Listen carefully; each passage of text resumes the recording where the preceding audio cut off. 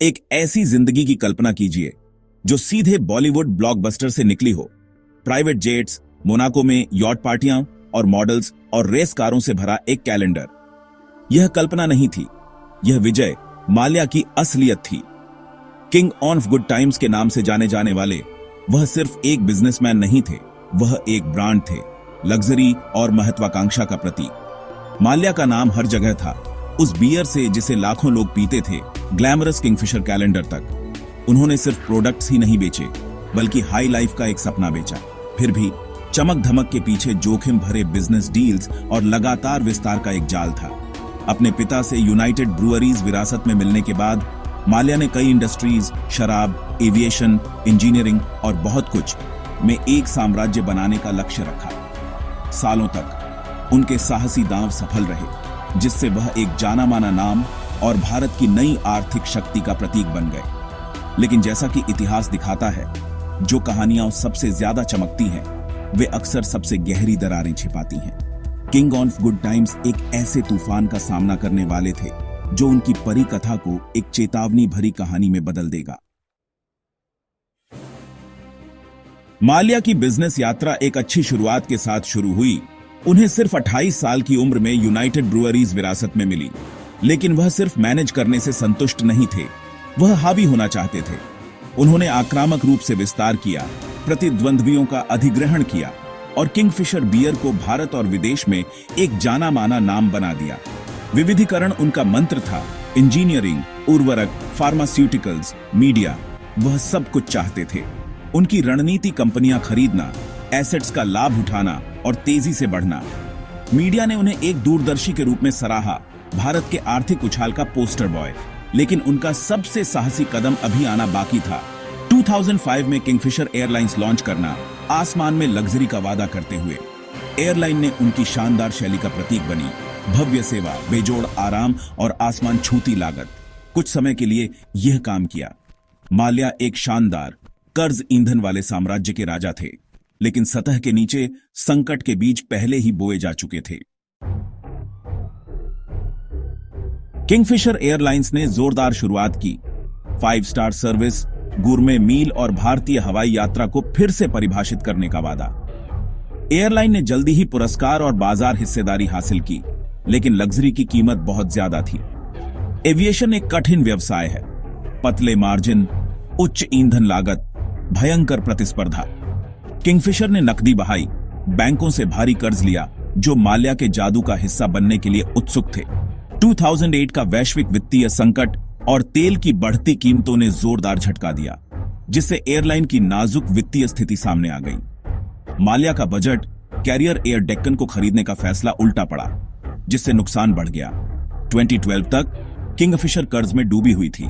वेतन चुकाने या विमानों को उड़ान भरने में असमर्थ थी। उड़ानें रोक दी गईं, लाइसेंस निलंबित कर दिए गए और 9,000 करोड़ रुपए से अधिक का कर्ज एक वित्तीय ब्लैक होल में गायब हो गया था। बैंक, कर्मचारी और जनता हिल गए थे। किंग ऑफ गुड टाइम्स ने एक ऐसा संकट पैदा कर दिया था जो भारत की वित्तीय प्रणाली को परेशान करेगा। पार्टी खत्म हो गई थी और हिसाब किताब शुरू हो गया था। जैसे जैसे किंगफिशर ढह गई, दबाव बढ़ता गया। अवैतनिक कर्मचारियों के विरोध प्रदर्शन, बैंकों से मुकदमे और धोखाधड़ी की जांच। मीडिया माल्या के खिलाफ हो गया, जो कभी लाडले थे, अब क्रोनी कैपिटलिज्म का प्रतीक थे। उन्होंने एक सार्वजनिक चेहरा बनाए रखा, समझौतों का वादा किया और संसद में भाग लिया, लेकिन कानूनी शिकंजा कसता गया। 2 मार्च 2016 को जैसे ही अधिकारियों ने उनका पासपोर्ट जब्त करने की कार्यवाही की, माल्या चुपचाप लंदन के लिए एक उड़ान में सवार हो गए, सूटकेस साथ में। कोई हवाई अड्डा अलर्ट नहीं था। जब तक किसी को पता चला, वह जा चुके थे। उनके भागने से आक्रोश फैल गया। 9,000 करोड़ रुपए का कर्जदार आदमी कैसे बस चला गया? मिलीभगत और प्रणालीगत विफलता के आरोप लगे। भारत ने गिरफ्तारी वारंट जारी किया और प्रत्यर्पण की कार्यवाही शुरू की।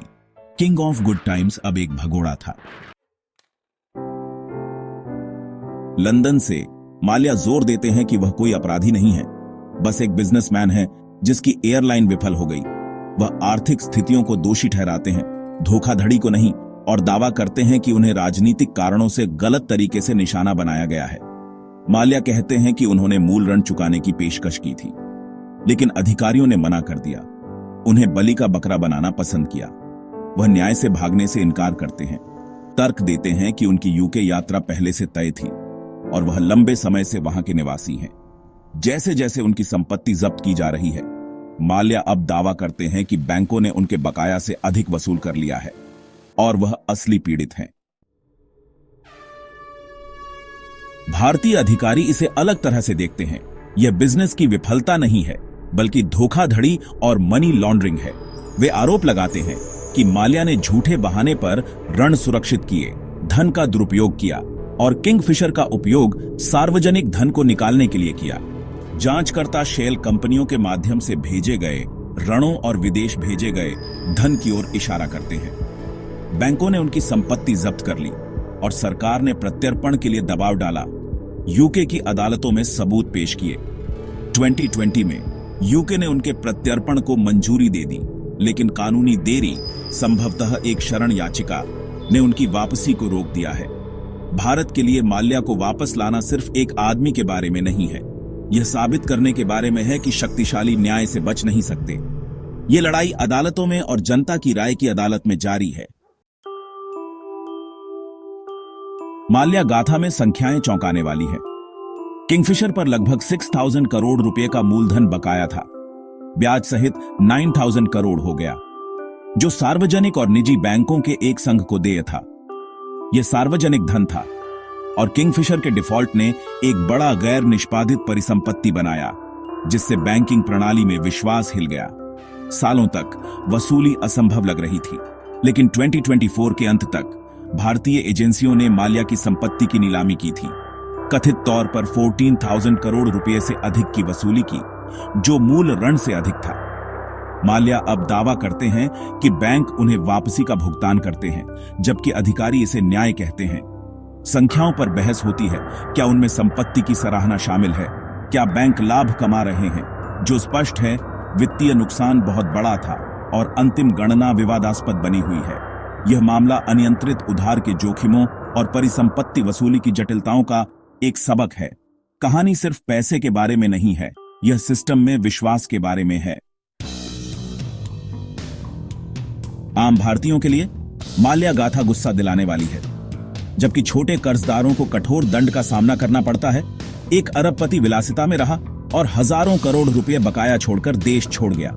सोशल मीडिया और टिप्पणीकारों ने गुस्से को बढ़ावा दिया है, क्रोनी कैपिटलिज्म और चेक्स एंड बैलेंस की विफलता पर प्रकाश डाला है। सरकार की संपत्ति वसूली को आंशिक जीत के रूप में देखा जाता है, लेकिन जनता वास्तविक न्याय चाहती है। माल्या भारत वापस आए, मुकदमे का सामना करें। यह मामला प्रणालीगत भ्रष्टाचार का प्रतीक बन गया है। पारदर्शिता, जवाबदेही और सुधार की मांगों को जन्म दे रहा है। लोग पूछते हैं, बैंक कैसे विफल हुए? उसे किसने भागने दिया? क्या सिस्टम कभी बदलेगा? फैसला स्पष्ट है, भारत जवाब चाहता है, और एक ऐसा सिस्टम जो सभी के लिए काम करे। माल्या का उदय और पतन भारत की वित्तीय और राजनीतिक प्रणालियों का एक दर्पण है। उनकी कहानी अनियंत्रित उधार के खतरों, शक्तिशाली व्यक्तित्वों के प्रभाव और नियामक निरीक्षण में दरारों को उजागर करती है। बैंक उनकी छवि से चकाचौंध थे, जोखिमों को अनदेखा कर रहे थे। राजनेता और नौकरशाह कार्रवाई करने में विफल रहे। उनका भागना एक राष्ट्रीय शर्मिंदगी थी, लेकिन इसने नए कानूनों और सख्त प्रवर्तन को बढ़ावा दिया। भगोड़ा आर्थिक अपराधी अधिनियम और आक्रामक संपत्ति जब्ती शक्तिशाली लोगों को जवाबदेह ठहराने के लिए एक नया संकल्प दिखाते हैं। सबक: मजबूत प्रणालियां सेलिब्रिटी या कनेक्शन से अधिक मायने रखती हैं। भारत को उधार में सुधार करना चाहिए, व्यापार और राजनीति के बीच के गठजोड़ को तोड़ना चाहिए और यह सुनिश्चित करना चाहिए कि न्याय स्विफ्ट और निष्पक्ष हो। असली सवाल: क्या हम माल्या गाथा से सीखेंगे या सिस्टम को फिर से परखने के लिए अगले किंग ऑफ गुड टाइम्स का इंतजार करेंगे?